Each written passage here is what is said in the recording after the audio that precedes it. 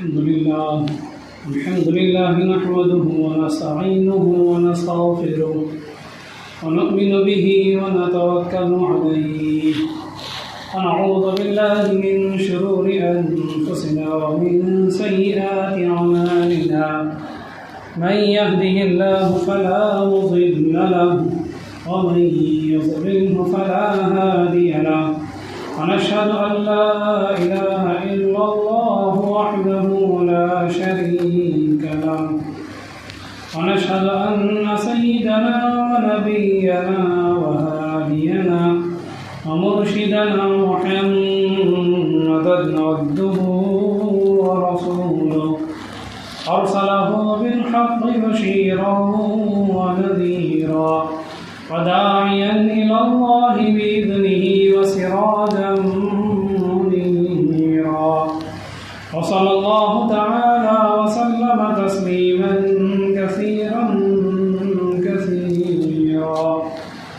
قال الله تبارك وتعالى في القرآن المجيد أعوذ بالله من الشيطان الرجيم بسم الله الرحمن الرحيم يوم يحمى عليها في نار جهنم فتكوى بها جباههم وجنوبهم وظهورهم هذا ما كنزتم لأنفسكم فذوقوا ما كنتم تكنزون وقال النبي صلى الله تعالى عليه وسلم والزكاة مغرما أو كما قال عليه الصلاة والتسليم صدق الله العلي العظيم وبلغنا رسوله النبي الكريم ونحن على ذلك لمن الشاهدين والشاكرين والحمد لله رب العالمين اللهم صل على محمد وعلى آل محمد كما صليت على إبراهيم وعلى آل إبراهيم إنك حميد مجيد اللهم بارك على محمد وعلى آل محمد كما باركت على إبراهيم وعلى آل إبراهيم إنك حميد مجيد محترم حاضرین کرام، قرآن کریم کی 10ویں پارے سورہ توبہ کی آیت شریفہ تلاوت کی گئی ہے، جس آیت شریفہ کے اندر زکوٰۃ نہ دینے والوں کے لیے اللہ کی وعید، اللہ کا غضب اور اس کے عذاب اور سزا کا ذکر کیا گیا کہ جن لوگوں کو اللہ نے مال عطا فرمایا، دولت دی، روپیے دے، پیسے دے رکھے، اس کے حاصل ہونے کے بعد اگر وہ اپنے مال کا صدقہ یعنی کہ زکوٰۃ نہ نکالے تو پھر آخرت میں ان کے لیے بڑی ہی دردناک عذاب کا اللہ نے اس میں ذکر فرمایا ہے۔ بے شمار احادیث میں نبی اکرم صلی اللہ تعالیٰ علیہ وسلم نے زکوٰۃ اور صدقات کی اہمیت اور اس کی فضیلت اور اس کی تاکیدات کے تعلق سے ارشاد فرمایا کہ لوگ زکوٰۃ میں سستی نہ کریں، صدقات میں لاپرواہی نہ کریں۔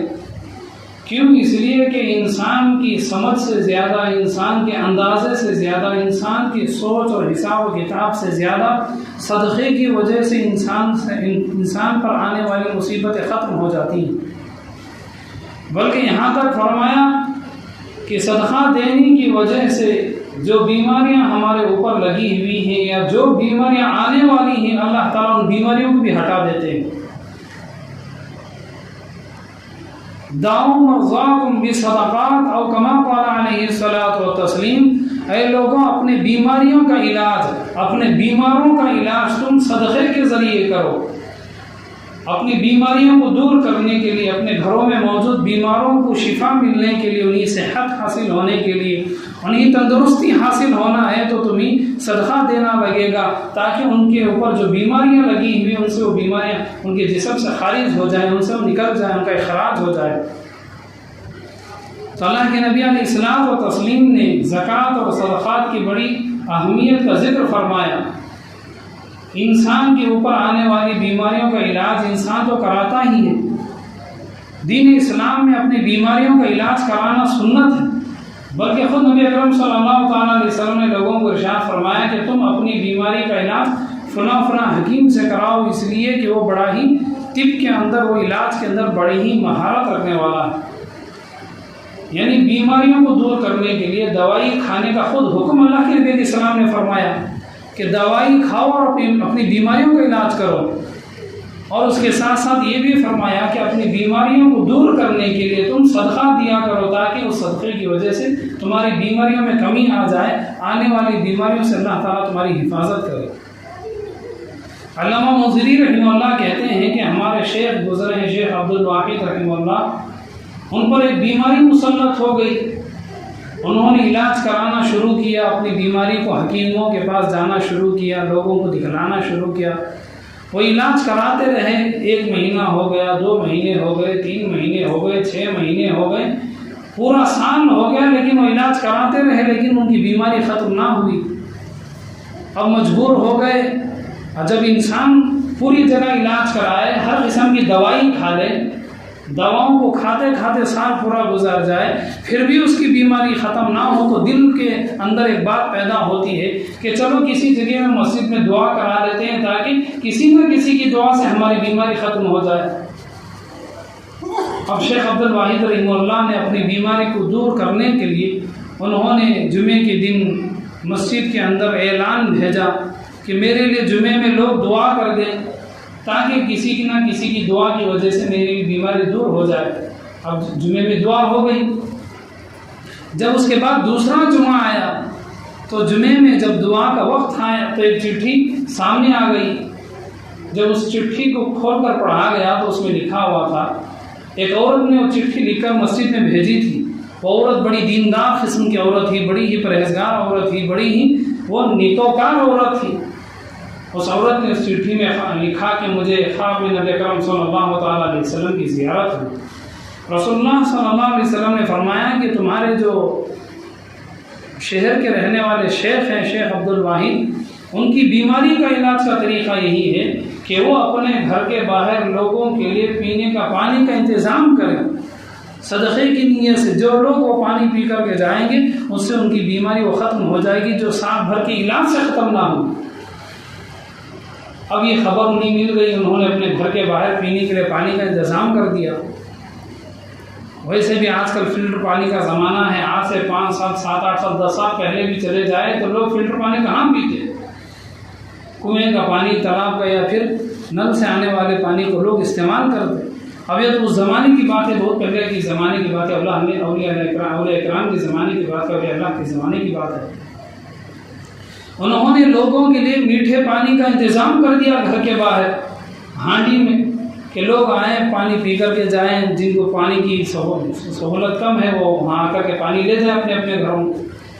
ابھی 8 دن بھی گزرے نہ تھے، ایک جمعے سے انہوں نے پانی کا انتظام کر دیا، ابھی 8 دن ختم ہونے سے پہلے اللہ تعالیٰ نے ان کی بیماری ختم کر دی۔ یعنی اس واقعے کا مطلب یہ ہے کہ اللہ تعالیٰ نے صدقے کے ذریعے سے بیماریوں کو دور کرنے کا جو طریقہ بتلایا، انہوں نے لوگوں کو پانی پینے کا انتظام کرایا، لوگ پانی پیتے رہے، لوگوں کا دل ٹھنڈا ہوتا رہا، لوگوں کے دل کو خوشی ملتی رہی۔ اللہ تعالیٰ نے اس کے بدلے میں اس انسان کو، جو شیخ تھے، ان کے اندر سے جو بیماری تھی، اللہ نے اس بیماری کو ختم فرما دیا۔ تو اس لیے اپنی بیماریوں کو دور کرنے کے لیے کبھی کبھی صدقات بھی خرچ کرنا چاہیے۔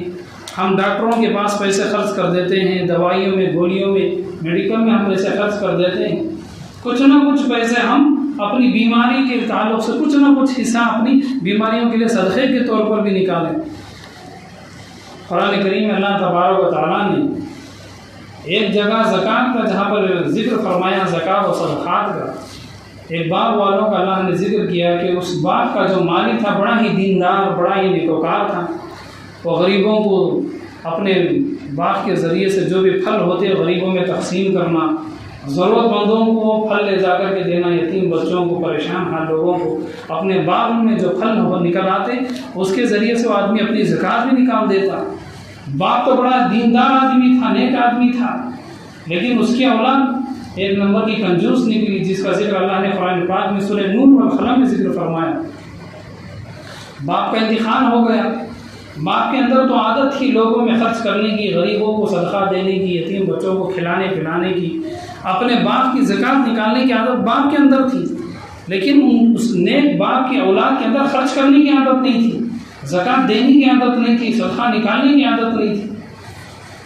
اب باپ کا انتقال ہو گیا. جب باغ میں سارے پھل لگ گئے تو انہوں نے سوچا کہ جب بھی ہم باغ کے پھل توڑتے ہیں، باغ سے پھل نکالتے ہیں، بہت سارے غریب آ جاتے ہیں باغ کے پاس پھل مانگنے کے لیے، جو غریب قسم کے بچے ہوتے ہیں وہ بھی آ جاتے ہیں.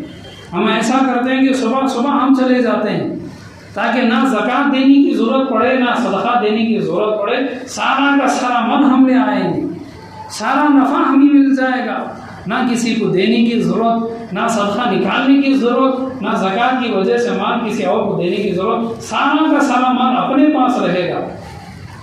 اب اولاد کنجوس قسم کی اولاد تھی. اب اللہ تعالیٰ جب دیتے ہیں تو اللہ تعالیٰ لینا بھی جانتے ہیں. اللہ نے اگر آج کسی کو مال و دولت عطا فرمائی ہے، آج اگر اللہ نے کسی کو صحت طاقت دی، اگر اللہ تعالیٰ صحت کو واپس لے لیں تو انسان وہ چلنے کے قابل بھی نہیں رہے گا. جب اللہ تعالیٰ کسی سے مال کو چھین لے، 100 روپیہ کا انسان محتاج ہو جائے گا.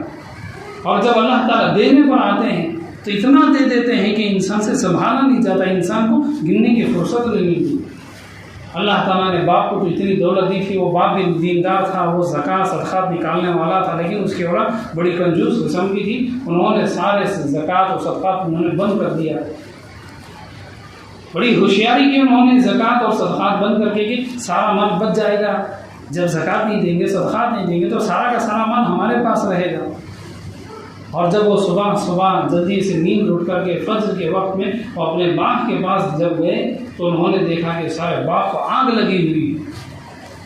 اللہ تعالیٰ بتانا چاہتے ہیں کہ یہ صدقے کا مال، زکوٰۃ کا مال اصل میں غریبوں کا حق ہے. یہ غریب کے پیٹ روزی روٹی کا حق ہے، یتیم بچوں کا حق ہے، لاچار اور مجبور قسم کے لوگوں کا حق ہے. جب لوگ اپنی مال کا زکوٰۃ نہیں نکالیں گے، وہ صدقہ نہیں نکالیں گے، تو اس کا مطلب یہ ہے کہ ان لوگوں نے غریبوں کے پیٹ پر انہوں نے لات ماری ہے، انہوں نے غریبوں کی روزی روٹی کو بند کر دیا ہے، انہوں نے مجبور قسم کی روزی روٹی کو انہوں نے بند کر کے رکھ دیا ہے. جب انہوں نے غریبوں کا حق بند کر دیا تو پھر اللہ تعالیٰ ان کا حق بند کر دیں گے. جو باغ سال و سال سے پھل دینا والا باغ تھا، ایک ہی رات میں جل کر کے اس کے سارے درختوں سے آگ نکل رہی تھی. اللہ تعالیٰ یہاں پر بتانا چاہتے ہیں کہ اللہ تعالیٰ دینا بھی جانتے ہیں، اللہ تعالیٰ لوگوں سے چھیننا بھی جانتے ہیں. اسی لیے قرآن کریم میں بار بار اللہ نے ارشاد فرمایا وَإِذْ تَعَذَّنَ رَبُّكُمْ لَئِن شَكَرْتُمْ لَأَزِيدَنَّكُمْ. اے میرے بندو، جب میں تمہیں مال عطا کروں، جب میں تمہیں دولت عطا کروں، جب میں تمہاری کمانے کے لیے، آمدنی کے لیے میں راستے بنا دوں تو تمہارے اوپر ضروری ہے کہ تم اس کا حق ادا کرو. وَلَئِن شَكَرْتُمْ لَأَزِيدَنَّكُمْ. اگر تم میرے دیے ہوئے مال پر، میری دی ہوئی دولت پر، میری عطا کی ہوئی کمائی پر، میری دی ہوئی روزی اور آمدنی کے اوپر تم اس کا حق ادا کرتے ہو، شکر ادا کرتے ہو، تم زکوٰۃ اور صدقات نکالتے ہو، اللہ تعالیٰ فرماتے ہیں لَأَزِيدَنَّكُمْ. میں تمہارے مال کو اور زیادہ کر دیتا ہوں. وَلَئِن كَفَرْتُمْ. اگر تم زکوٰۃ نہیں دو گے، اگر تم صدقات نہیں نکالو گے، ان عذابی لشدید. یہاں پر جو قرآن کریم کے جو الفاظ ہیں، ان الفاظ کے اندر اللہ کا غصہ ظاہر ہوتا ہے. جیسے انسان جب ایک دوسرے سے آپس میں محبت سے بات کرے تو محبت سے بات کرتے وقت محبت کی باتیں ہی الگ ہوتی ہیں، بڑی ہی میٹھی میٹھی باتیں ہوتی ہیں، بڑی ہنسی کی باتیں ہوتی ہیں، دل خوش کرنے والی باتیں ہوتی ہیں. وہی جب انسان غصے میں ہو، نفرت کے اندر ہو، کسی انسان سے ناراضگی آ جائے، کسی کی وجہ سے دل کے اندر بیزاری پیدا ہو جائے تو اس وقت کے جو الفاظ بھی ہوتے ہیں ان الفاظ کے اندر بھی غصہ ہوتا ہے. تو اللہ تبارک و تعالیٰ نے اس آیت شریفہ میں جو لفظ ارشاد فرمایا ان عذابی لشدید، یقیناً میرا عذاب بڑا ہی سخت ہے، بڑی شدت والا ہے. اب اندازہ لگائیں جب اللہ تعالیٰ عذاب کا ذکر فرما رہے ہیں تو کتنا سخت عذاب ہوگا۔ تو اس لیے اللہ تعالیٰ نے جب مال دی ہے، دولت دی ہے، تو ہمیں زکوٰۃ بھی نکالنا چاہیے، صدقات بھی کرنا چاہیے۔ زکوٰۃ اور صدقات کی وجہ سے مال دیکھنے کے لیے بظاہر کم ہوتا، لیکن اللہ تعالیٰ پھر مال کو بڑھاتے ہیں۔ اس مال کے اندر اللہ تعالیٰ کی طرف سے برکت ہوتی ہے۔ بادروا بالصدقہ، اللہ کے نبی علیہ السلام نے فرمایا، اے لوگوں جب بھی تمہارے اندر صدقہ کرنے کا خیال پیدا ہو، جب بھی تمہارے دل کے اندر خیرات کرنے کا خیال پیدا ہو، جب بھی زکوٰۃ کا وقت آ جائے، جیسے کہ رمضان میں لوگ زکوٰۃ نکالیں، جیسے ہی رمضان آ جائے تو جلدی سے جلدی زکوٰۃ نکال دیں۔ کیوں؟ اس لیے کہ جیسے ہی دیر ہوگی، دیر ہونے کی وجہ سے انسان کا ارادہ بدل جائے گا، دیر ہونے کی وجہ سے انسان کی نیتیں خراب ہو جائیں گی، دیر ہونے کی وجہ سے انسان کی نیت میں تبدیلی آ جائے گی، انسان کا ارادہ بدل جائے گا۔ ایک واقعہ بڑا مشہور ہے کہ لوگ ایک بڑی جہاز میں سمندر میں سفر کر رہے تھے۔ وہ جو سفر سمندر میں وہ کر رہے تھے جہاز کے اندر، اب سمندر کا کوئی بھروسہ نہیں، زمین کی طرح تو نہیں کہ اچانک وہاں پر ہوا زیادہ ہو جائے، طوفانی ہوا شروع ہو جائے، سمندر کا پانی زور زور سے اوپر ہونے لگے، نیچے ہونے لگے، سونامی کی شکل ہو جائے، پانی کے اندر طوفان آ جائے، سمندر میں کوئی بھروسہ نہیں کب کیا ہو جائے۔ اچانک زور زور سے ہوائیں چلنی شروع ہوگی، سمندر کا پانی، سمندر کی پانی کی لہریں اور اس کا موج بڑی اوپر تک اور نیچے تک سمندر کے اندر تک پہنچنے لگی۔ پانی کی جہاز کبھی سمندر کے پانی کے اوپر جانے سے وہ بھی اوپر جاتی اور کبھی بڑی تیزی سے اندر چلی جاتی۔ لوگ ڈر گئے کہ ایسا معلوم ہوتا ہے کہ یہ طوفان زیادہ ہونے والا ہے، اب ہم طوفان کی وجہ سے مرنے والے ہیں۔ ہر طرف بارش شروع ہو گئی، چاروں طرف پریشانی کا ماحول ہو گیا، ہر طرف طوفانی ہوائیں چل رہی ہیں، اوپر سے بارش بھی ہو رہی ہے، سمندر میں زور زور سے پانی کی حرکت کرنے کی وجہ سے جہاز کبھی اوپر کبھی نیچے، جب نیچے ہوتا تو ایسا معلوم ہوتا کہ سمندر کا پانی سارا جہاز کے اندر آ جائے۔ اس وقت لوگوں نے ارادہ کیا کہ اگر اللہ تعالیٰ ہمیں اس طوفان سے بچا لے، سمندر میں ڈوب کر مرنے سے ہمیں بچا لے، اگر اللہ تعالیٰ ہمیں زندگی دے دے تو ہم اپنی زندگی کے بدلے میں اونٹ کی قربانی دیں گے، اونٹ کے ہماری جان کی حفاظت کے بدلے میں اونٹ کی جان ہم صدقہ دیں گے۔ جیسی لوگوں نے نیت کی، ارادہ کیا کہ ہم اپنی جان کے بدلے میں اونٹ کی جان دیں گے، اونٹ کا صدقہ دیں گے، فوراً اللہ تعالیٰ کی طرف سے اس طوفانی ہواؤں میں کمی آ گئی، بارش میں کمی ہونی شروع ہو گئی۔ کچھ ہی دیر کے بعد ان لوگوں نے پھر ارادہ بدل لیا، نہیں ہم اونٹ نہیں دیں گے بلکہ ہم ایک گائے ہم بدلے میں دے دیں گے، ہماری جان کو بچانے کے بدلے ہم ایک گائے صدقے میں دے دیں گے، پیسوں سے گائے خرید کر کے ہم صدقہ دے دیں گے تاکہ ہماری جان بچ جائے۔ اور تھوڑی سی بارش کم ہو گئی اور ہوائیں کم ہو گئی اور سمندر کا پانی جو زور زور سے حرکت کر رہا تھا وہ اور کم ہو گیا، تو پھر ان کی نیت بدل گئی، نیت خراب ہو گئی۔ وہ سوچنے لگے کہ ایک گائے میں تو بہت زیادہ پیسے لگتے ہیں، کیوں گائے دیں، اس کے بدل ہم ایک بکری جان کے بدلے جان دے دیں گے۔ انہوں نے نیت کہ اے اللہ اگر ہماری جان بچتی ہے تو اس بکری کے بدلے میں، ہماری جان کے بدلے میں ایک بکری دے دیں گے۔ اور تھوڑا سا طوفان کم ہوا اور ذرا خوشی ان کے دل کے اندر پیدا ہوئی تو انہوں نے نیت کی اگر اللہ تعالیٰ ہماری جان بچا دے تو ہم ایک پرندے کی قربانی دیں گے، ایک پرندے کو خرید کر کے آزاد کر دیں گے۔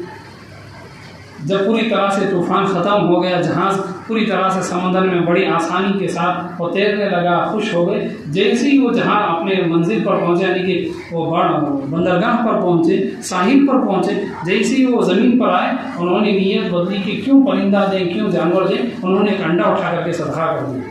یعنی انسان ایسا، ایک انسان کی فطرت ایسی ہے کہ جیسے ہی خرچ کرنے کی نیت پیدا ہو، زکوٰۃ دینے کی نیت پیدا ہو، صدقہ نکالنے کی نیت پیدا ہو، فوراً صدقہ کرنا چاہیے۔ جتنی دیر ہوتی جائے گی مال دینے کے لیے دل بدل جائے گا، کیوں اتنا زیادہ خرچ کریں، اس میں کم کر دیں، پھر اس سے کم۔ جو شروع میں سب سے پہلے ایک بہت بڑا جانور اونٹ اپنے جان کے بدلے جان دینے کے لیے وہ تیار تھے اور انہوں نے ارادہ بدل کر وہ گائے پر آ گئے۔ پھر طوفان ذرا کم ہوا تو گائے کو چھوڑ کر وہ بکری پر آ گئے، اور طوفان کم ہو گیا تو بکری سے ہٹ کر ایک پرندے پر آ گئے کہ پرندے کو خرید کر کے آزاد کر دیں گے۔ جب پوری طرح سے طوفان بالکل ختم ہو گیا، جہاز بڑی آرام سے سمندر میں چل رہی تھی، تو انہوں نے وہ بھی چھوڑ کر کے ایک انڈا صدقہ کر دیا۔ یعنی انسان کی نیت ہر ہمیشہ بدلتی رہتی ہے. جب بھی ہمارے دل میں صدقے کا خیال پیدا ہو، زکوٰۃ اور خیرات کا ارادہ پیدا ہو، ہمیں جلد سے جلد ہمیں صدقہ کر دینا چاہیے. کیوں؟ اس لیے کہ پتہ نہیں کب کس وقت ہماری نیت میں تبدیلی آ جائے. اللہ کے نبی علیہ السلام نے فرمایا بادروا بالصدقہ، اے لوگوں جب بھی تم صدقہ کرو صدقے میں جلدی کرو. اور جلدی سے صدقہ دینے کا ایک فائدہ یہ ہے، حدیث پاک میں آگے ارشاد فرمایا فَإِنَّ الْبَلَاءَ لَا يَتَخَطَّطُهَا الصَّدَقَةُ، یقیناً جب صدقہ نکال دیا جائے، جب لوگ خیرات دے دیں اپنی جان کا، کسی بھی طرح سے وہ زکوٰۃ یا صدقات نکالتے ہیں تو اللہ تعالیٰ اس مال کے ذریعے سے ان پر آنے والے بلاؤں کو ہٹا دیتے ہیں. فَإِنَّ الْبَلَاءَ لَا يَتَخَطَّطُهَا الصَّدَقَةُ، یعنی جو ہم نے صدقہ دیا ہے، جو ہم نے خیراتیں دی ہیں، وہ اللہ کے دربار پہ پہنچ کر ہمارے پر جو آنے والی مصیبتیں تھیں، آسمان سے جو آنے والی بلائیں تھیں، یہ ہمارا صدقہ، ہمارا خیرات جا کر کے ان آنے والی مصیبتوں کو روک دیتا ہے. ایسی بہت ساری مصیبتیں ہوتی ہیں جو ہم جانتے نہیں کہ آنے والے وقت میں پر کیا ہو جائے. کچھ نہ کچھ ہر مہینہ کچھ نہ کچھ صدقہ دینے کی وجہ سے آنے والی مصیبتوں کو اللہ تعالیٰ روک دیتے ہیں. آج کی دنیا تو بڑی طرح سے بدل چکی ہے. کسی کا کوئی بھروسہ نہیں. 30 سال 40 سال کے نوجوانوں میں ایسی طرح سے ہارٹ آتا ہے کہ لوگ سوچ بھی نہیں سکتے. بالکل نوجوانی کی عمر میں ہارٹ آ گیا اور نوجوان وہاں پر سے دنیا سے چلے گئے. عجیب قسم کی بیماریاں، عجیب قسم کی آفتیں، عجیب قسم کی پریشانیاں لوگوں پر آتی ہیں. تو ہر مہینے کچھ نہ کچھ صدقہ دیتا رہنا چاہیے، چاہے ہماری سمجھ میں آئے یا نہ آئے. مصیبت آنے کے بعد ہوش میں آنے کا کیا فائدہ ہے؟ کسی آدمی کو ہارٹ آ گیا، اس کے بعد وہ ہوش میں آ کے کیا کرے گا؟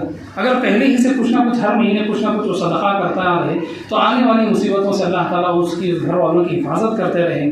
تو میرا حدیث پاک میں اللہ کے نبی علیہ السلام نے فرمایا کہ لوگوں تم صدقے میں آگے بڑھو، صدقے میں جلدی کرو، صدقے میں دیری نہ کرو.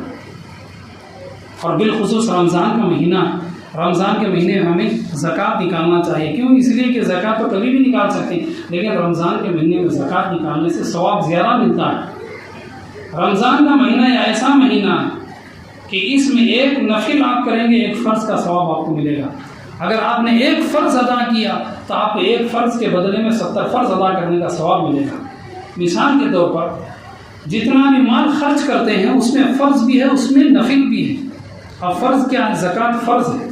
اگر آپ نے رمضان میں 1000 روپये بھی آپ نے اپنے مال کی زکوٰۃ نکالی تو یوں سمجھیے گویا کہ آپ نے رمضان میں 1000 روپये زکوٰۃ آپ نے نکالی ہے تو 70,000 روپये آپ نے زکوٰۃ نکالنے کا ثواب آپ کو مل جائے گا. کسی آدمی نے اپنے 10,000 روپये رمضان میں اگر زکوٰۃ نکالی ہے تو اسے 70 سے آپ ضرب دیں کتنے ہو جائیں گے؟ تقریباً لاکھوں تک، تقریباً 3 لاکھ اور اس سے بھی زیادہ اوپر اس کا حساب و کتاب چلا جائے گا. اگر یہی زکوٰۃ آپ رمضان کے بعد نکالیں گے تو 1000 کے بدلے میں صرف آپ کو 10,000 کا ثواب ملے گا. کیوں؟ اس لیے کہ اللہ تعالیٰ نے قرآن پاک میں فرمایا جو بھی انسان نیکی کرتے ہیں ہر نیکی کے بدلے میں ایک نیکی کے بدلے 10 نیکیاں ملیں گی. رمضان کو چھوڑ کر آپ کسی بھی مہینے میں زکوٰۃ نکالیں گے تو اس 1000 یا مثال کے طور پر 1000 نہیں، زکوٰۃ تو کئی ہزاروں کی بھی نکلتی ہے. سمجھانے کے لیے یہاں پر 1000 کے بارے میں بتایا جا رہا ہے. ایسا نہیں کہ جمعے میں 1000 کا ذکر آیا اس لیے 1000 روپये زکوٰۃ میں دے دیں گے، ایسا نہیں. تو اگر ہم رمضان میں ایک فرض ادا کرنے کی وجہ سے 70 فرض ادا کرنے کا ثواب ملے گا. اور حدیث پاک میں اللہ کے نبی علیہ السلام نے فرمایا حفظوا اموالکم بالزکاۃ، اے لوگوں اپنے مال کی حفاظت کرو زکوٰۃ دے کر کے. زکوٰۃ دینے کی وجہ سے اللہ تعالیٰ ہمارے مال کی حفاظت کرتے ہیں. اگر زکوٰۃ ہی نہیں دیں گے تو پھر حفاظت اللہ کی طرف سے نہیں ہوگی. انسان کہاں تک اپنے مال کی حفاظت کریں گے؟ ایسا وقت بھی انسانوں پر آتا ہے کہ اپنے گھر کا سارا سونا زیور جا کر کے بینکوں میں لگ جاتا ہے یا پھر گروی کی جگہ میں لگ جاتا ہے. کئی مرتبہ لوگ اپنی زمینوں کو بیچ دیتے ہیں، کئی مرتبہ اپنے گھر بیچ کر کے لوگ خالی ہو جاتے ہیں. کیوں؟ اس لیے کہ زکوٰۃ نہیں نکالی گئی. جب ہر سال پابندی کے ساتھ جب زکوٰۃ نکالی جائے تو اللہ تعالیٰ اس مال کی حفاظت کی ذمہ داری لیتے ہیں. یہاں پر ہندوستان میں جب انگریز آئے تھے حکومت کرنے کے لیے، اس میں ایک انگریز تھا جو ہر سال پابندی کے ساتھ وہ زکوٰۃ نکالتا. انگریز وہ اصل میں عیسائی تھے. عیسیٰ علیہ السلام پر بھی زکوٰۃ فرض تھی. آتانی الکتاب وجعلنی نبیا، عیسیٰ علیہ الصلوۃ والتسلیم کا جہاں پر قرآن کریم میں ذکر ہے، عیسیٰ علیہ السلام نے وہاں پر جو تفصیل ذکر کی ہے وہاں پر انہوں نے فرمایا کہ اللہ نے میری امت پر نماز اور زکوٰۃ دونوں فرض کی. جیسے زکوٰۃ مسلمانوں کے لیے ایسی زکوٰۃ عیسائیوں کے لیے بھی لی. وہ جو انگریز عیسائی تھا وہ ہر سال پابندی کے ساتھ زکوٰۃ نکالتا، اب جو مسلمان بھی تھے وہ بھی دیتے تھے۔ ہم تو مسلمان ہیں، ہم تو اس سے زیادہ زکوٰۃ نکالنا چاہیں، لیکن مسلمان دیکھ کے حیران ہو جاتے کہ ایک انگریز ہو کر کے وہ عیسائی ہو کر کے زکوٰۃ نکال رہا ہے۔ اس کے گھر میں ایک مرتبہ چور آ گئے رات میں، وہ انہوں نے اس کے وہ پیسے رکھنے کی جو الماری ہوتی ہے، صندوق ہوتا ہے بڑا لوہے کا جو کچھ بھی ہوتا ہے، انہوں نے اسے توڑنا ہتھوڑے سے جو شروع کر دیا۔ وہ انگریز کا کہنے لگا میں نے اس سال کی زکوٰۃ نکال دی، لگاؤ تمہاری طاقت جتنی لگا سکتے ہو۔ میرے نبی عیسیٰ نے کہا ہے کہ جس مال کی زکوٰۃ دی جائے اس مال کو چوروں کا بھی حملہ نہیں ہوگا، چور اس مال کو چوری نہیں کر سکتے۔ یہ کہہ کر کے وہ انگریز وہاں سے چلا گیا، صبح تک وہ توڑتے لیکن وہ ان کے ہاتھوں سے ٹوٹا ہی۔ بہت بڑا صندوق انگریز، آپ جانتے ہیں کہ اس زمانے میں انگریزوں کی حکومت تھی، ان کے پاس بہت کچھ تھا۔ تو بہرحال کہنے کا مقصد یہ ہے کہ زکوٰۃ ادا کرنے کی وجہ سے اللہ کی طرف سے اس مال کے اندر اللہ کی غیب سے مدد آ جاتی ہے، اللہ تعالیٰ اس مال کی مدد فرماتے ہیں۔ قرآن کریم میں اللہ تبارک و تعالیٰ نے 10ویں پارے میں ارشاد فرمایا یوم یحمى علیہا فی نار جہنم فتقوی بہا جباہہم وجنوبہم وظہورہم ھذا ما کنزتم۔ قیامت کے دن اللہ تعالیٰ لوگوں کے سونے کو لے آئیں گے، لوگوں کی چاندی کو لے آئیں گے، جو عورتیں چاندی پہنتی ہیں، جو عورتیں سونا پہنتی ہیں، اور جن عورتوں نے اپنی دنیا میں مال جمع کر کے رکھا تھا، اور جن مردوں نے اپنے زندگی میں انہوں نے پیسے جمع رکھے تھے، اللہ تعالیٰ ان کے پیسوں کو آخرت میں ایک لوہے کی شکل بنا دیں گے، لوہے کے بڑے بڑے گولے بنا دیں گے، اور اسے جہنم کی آگ میں گرم کریں گے۔ فتقوی بہا، اللہ تعالیٰ جہنم میں سے خوب پکائیں گے، اتنا پکائیں گے کہ وہ لوہے کے ٹکڑے، وہ اللہ تعالیٰ اسے لوہا بنا دیں گے۔ جہنم میں سے پکانے کے بعد جب وہ پوری طرح سے لال ہو جائے، فتقوی بہا جباہہم وظہورہم، اللہ تعالیٰ اس کے ذریعے سے لوگوں کے سر کو، پیشانی کو، چہرے کو جلائیں گے، ان کے سینے کو جلائیں گے، وظہورہم، ان کے پیٹھوں کو جلائیں گے، اور ان کو پسلیوں کو جلائیں گے، اور کہیں گے ھذا ما کنزتم، کیا تم جانتے ہو کہ تمہیں سزا کیوں دی جا رہی ہے؟ تمہارے جسم کو، تمہارے چہرے کو آگ میں جلا کر کے داغا جا رہا ہے، تمہارے سینے کو جلایا جا رہا ہے، آگ کے اندر پکا کر کے، لوہے کو آگ کے اندر گرم کر کے تمہاری پیٹھ کو جو جلایا جا رہا ہے، وہ اس لیے کہ تمہوں نے یہ ھذا ما کنزتم، یہ وہ تمہارے دنیا کا مال ہے، یہی وہ تمہارا سونا چاندی ہے، یہ تم دنیا میں پیسے کما رکھے تھے، جو تم نے دولت دنیا میں جمع رکھی تھی، ھذا ما کنزتم، یہ وہی تمہارا دنیا کا مال ہے جس کی تم نے زکوٰۃ نہیں نکالی۔ فذوقوا ما کنتم تکنزون، دنیا میں تم نے زکوٰۃ نہیں نکالی، آج اس کی سزا تمہیں دی جا رہی ہے۔ دنیا میں اگر زکوٰۃ نہ دے تو اللہ تعالیٰ کسی نہ کسی طریقے سے اس مال کو نقصان میں لگا دیتے ہیں، اللہ تعالیٰ اس مال پر بربادی لے آتے ہیں، اور جب لوگ اس کی زکوٰۃ نہ دیں تو دنیا میں تو نقصان ہوگا، اور آخرت کا نقصان یہ ہوگا کہ یہی وہ مال جس سونے کو دے کر عورتوں کو خوشی ہوتی ہے، جس چاندی کی وجہ سے عورتوں میں خوشی کی لہر پھوٹ پڑتی ہے، اور جن مردوں کو پیسوں کی وجہ سے خوشی ہوتی ہے، یہی پیسے آخرت کے ہمارے جسم کو ان سے جلایا جائے گا۔ قارون کا، حضرت موسیٰ علیہ الصلوۃ والتسلیم کے زمانے میں ایک قارون گزرا ہے، ایک بہت بڑا مالدار گزرا ہے۔ قرآن کریم کے 20ویں پارے میں اللہ تعالیٰ نے قارون کا ذکر فرمایا، جب زکوٰۃ نہ دے تو دنیا میں مال برباد ہوتا ہے، اس کی نشانی اللہ تعالیٰ نے حضرت موسیٰ علیہ الصلوۃ والتسلیم کے یہاں ایک چچارا بھائی تھا، چچا زاد بھائی تھا، یہ قارون کوئی کافر نہیں تھا، خود مسلمان تھا، موسیٰ علیہ السلام کا سید چچا کا بیٹا تھا قارون، اور بہت بڑا مالدار، اتنا بڑا مالدار یوں سمجھے جیسے کہ آج کے زمانے میں جو بڑے بڑے کروڑ پتی ہوتے ہیں، بلین پتی ہوتے ہیں، ان سے بھی ان کے برابر کا آدمی تھا۔ قرآن کریم کی تفسیر میں اللہ نے اس کا ذکر فرمایا، اتنی اللہ نے اسے دولت دی، اتنا سونا، اتنے ہیرے جواہرات اس کے پاس ہے، اس کے پاس اتنے بڑے بڑے گوڈن اس نے بنا رکھے تھے، ان گوڈنوں کے اندر سونا چاندی، ہیرے جواہرات، مال و متاع، بہت سارے اس کے ساز و سامان ہوتے، اتنے زیادہ گوڈن اس کے پاس ہے کہ ان گوڈنوں کے جو خفل کی کیڑیاں تھیں، ان کیڑیوں کو اٹھانے کے لیے بڑے بڑے پہلوان تھے اس کے پاس۔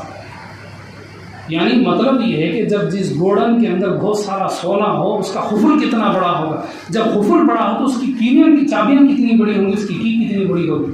ایسے ایک دو نہیں، بہت سارے گوڈن تھے، بڑی بڑی خفلیں تھیں، اس کی بڑی بڑی اس کی چابیاں تھیں، اسے اٹھانے کے لیے بڑے بڑے پہلوانوں کی ضرورت تھی، کئی لوگ صرف اس کی چابیاں اٹھانے کے لیے پہلوان باڈی گارڈ موجود تھے، جیسے سیکورٹی گارڈ موجود ہوتے ہیں، ایسے ہی قارون کے پاس اس کے گوڈن کے جو حفاظت کرنے کے لیے، اس کی کیڑیوں کو اٹھانے کے لیے بہت سارے پہلوان تھے۔ حضرت موسیٰ علیہ السلام کو اللہ نے حکم دیا، جاؤ جا کر کے اس کے پاس سے زکوٰۃ وصول کرو، وہ چلے گئے، اور جا کر کے اپنے بھائی سے سوال کیا کہ اللہ نے حکم دیا کہ تم سے زکوٰۃ نکالیں، تم اپنی مال کی زکوٰۃ نکالو۔ وہ کہنے لگا کہ میں نے اپنی محنت سے مال کمایا، تم زکوٰۃ کا نام لے کر کے تمہاری نگاہ میرے مال کے اوپر لگی ہوئی، میں زکوٰۃ حدیث نہیں نکالوں گا۔ پھر اللہ کی شان، اللہ تعالیٰ جب دینا جانتے ہیں تو چھیننا بھی جانتے ہیں۔ فوراً اللہ کی طرف سے زمین قارون کو اور اس کی پورے خزانے کو اس کے پاؤں تک وہ نگل گئی، جیسے کوئی بہت بڑا سانپ ہو، اژدہا ہو، جب وہ کسی بکری کو یا ہرن کو یا انسان کو نگلتا ہے تو آہستہ آہستہ ذرا ذرا نگلتا، ذرا نگلتے بالکل وہ پورے کو نگلنے کے بعد جب بالکل آخر میں سر رہ جائے تو سر کو نکل کر کے وہ پوری طرح سے اندر لے لیتا ہے۔ اللہ تعالیٰ نے زمین کو ایک سانپ کی طرح بنا دیا، زمین نے اس کے پاؤں کو نگل لیا، پھر اس کے گھٹنوں کو نگل لیا، پھر اس کے کمر تک زمین نے نگل لیا، پھر اس کے کندھے تک نگل لیا، پھر اس کا سر باقی رہ گیا اور رونے لگا، تڑپنے لگا، اے موسیٰ آپ مجھے بچا لیں، مجھ پر رحم کر دے، میں اب زکوٰۃ نکالوں گا، میں اب صدقہ بھی دوں گا، اب خیرات بھی دوں گا۔ قرآن کریم کے 28 پارے میں اللہ نے فرمایا مرتے وقت وہ مسلمان زندہ رہنے کی تمنا کریں گے جو مسلمان اپنی زندگی میں زکوٰۃ نہیں دیتے، وہ مسلمان جنہوں نے اپنی زندگی میں صدقہ نہیں دیا، جنہوں نے خرچ نہیں کیا، صرف انہوں نے جمع کے رکھا، صرف انہوں نے کما کے رکھا، وہ لوگ مرتے وقت اللہ سے بھیک مانگیں کہ مجھے زندگی مل جائے تو میں صدقہ کروں گا، خیرات کروں گا۔ قارون نے بھی مرتے وقت موسیٰ علیہ السلام و تسلیم سے کہا کہ مجھ پر رحم کر دے، میں اب زکوٰۃ بھی دوں گا، صدقہ بھی دوں گا۔ اللہ کی طرف سے آواز آئی، اللہ نے جو وقت دیا تھا وہ وقت ختم ہو چکا ہے۔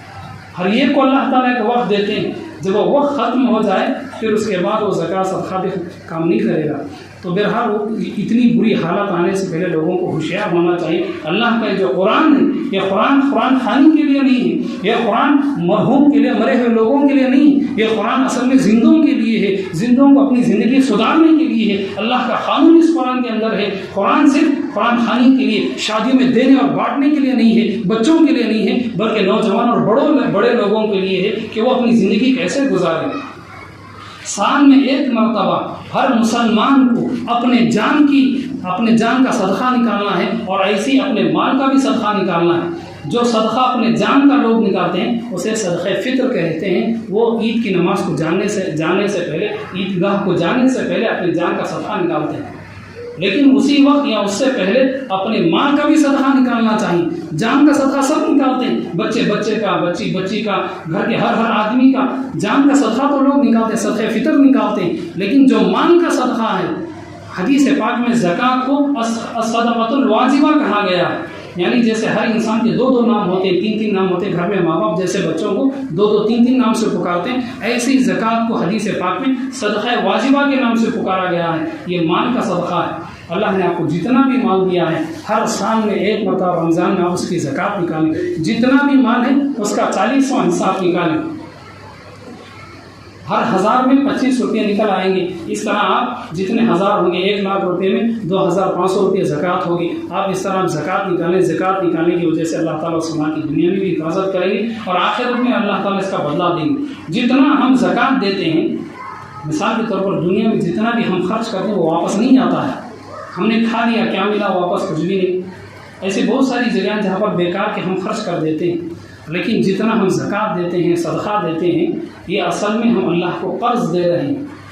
وَمَن يُقْرِضِ اللَّهَ قَرْضًا حَسَنًا، اللہ تعالیٰ قرآن کریم میں 1-2 بار نہیں، کم سے کم 20 جگہ اللہ نے فرمایا جو لوگ زکوٰۃ دے رہے ہیں، جو لوگ صدقے میں پیسے دے رہے ہیں، جو زکوٰۃ نکال رہے ہیں، اصل میں وہ اللہ کو قرض دے رہے ہیں۔ اللہ تعالیٰ قیامت کے دن واپس ان کے پیسے اللہ تعالیٰ دنیا میں جنت کے اندر انہیں نیکیاں بنا کر کے لوٹائیں گے۔ جیسے دنیا میں پیسہ ضروری ہے، سونا ضروری ہے، دولت کا ہونا ضروری ہے، ایسے ہی آخرت کے پیسے وہ نیکیاں ہیں۔ اللہ تعالیٰ ان پیسوں کو آخرت میں ہمارے لیے وہ وہاں کی نیکیاں، جو وہاں کی کرنسی ہے، پیسے ہیں، اللہ تعالیٰ وہ ہمیں بنا کر کے دیں گے۔ تو بہرحال ہر سال میں ایک مرتبہ رمضان میں آپ حضرات اپنی زکوٰۃ نکالیں، اپنے گھر کی ماں بہنوں کے ساتھ، بیوی کے پاس، بیٹی کے پاس، بہن کے پاس، عورتوں کے پاس جو سونے چاندی کے زیورات ہیں وہ آپ ان کی زکوٰۃ نکالیں، اپنے پاس جو بھی ہے اس کی زکوٰۃ نکالیں۔ اللہ تعالیٰ تمام زکوٰۃ نکالنے کی توفیق عطا فرمائے۔ آمین۔ وآخر دعوانا الحمد للہ۔